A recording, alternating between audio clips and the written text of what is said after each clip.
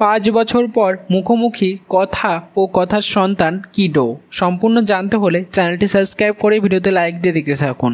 জলসার কথা ধারাবাহিকের গল্পে 5 বছর লিপ নিতে চলেছে, কারণ একটাই কথা যে কিছুদিন আগেই প্রেগনেন্ট হয়েছিল এবং প্রেগনেন্টের এপিসোড বেশি দেখানো হয়নি। কিছুদিন দেখিয়েই হঠাৎ করে কথার একটা অ্যাক্সিডেন্ট হয়, তারপরে তাকে ডক্টরে নিয়ে গিয়ে তার সন্তানকে বের করে চিত্রার হাতে তুলে দেয়। চিত্রা তো কথার সেই সন্তানকে নিয়ে সেখান থেকে পালিয়ে যায় এবং তাকে চুরি করে নিয়ে গিয়ে কোথায় জানি রেখে দেবে। বাড়িতে সবাই জানছে কথা এভির সন্তান মারা গেছে। আসলে তো তা নয়, কথার সন্তান বেঁচে আছে কিডো। তাকে কি খুঁজে বের করতে পারবে কথা?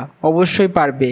আজ না হলে কাল এমনভাবে এগিয়ে যাবে কয়েকটা বছর, 5 বছর এগিয়ে যাবে কথা ধারাবাহিকের গল্প। হঠাৎ করে কথার সামনে চলে আসবে কিডো এবং কিডোকে দেখে নিজের প্রতি কেন জানি টান অনুভব করবে কথা। বুঝতে পারবে এটাই তার সন্তান। মুখোমুখি হবে 5 বছর পর।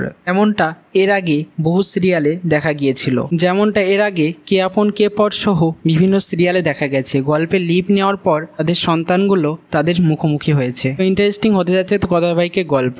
তো কে কে দেখছো কথা ধারাবাহিকটি, কার কার ভালো লাগে ততে অবশ্যই কমেন্টসে জানিয়ে এখনই সাবস্ক্রাইব করে নাও আমাদের ইউটিউব চ্যানেল। ধন্যবাদ সবাইকে।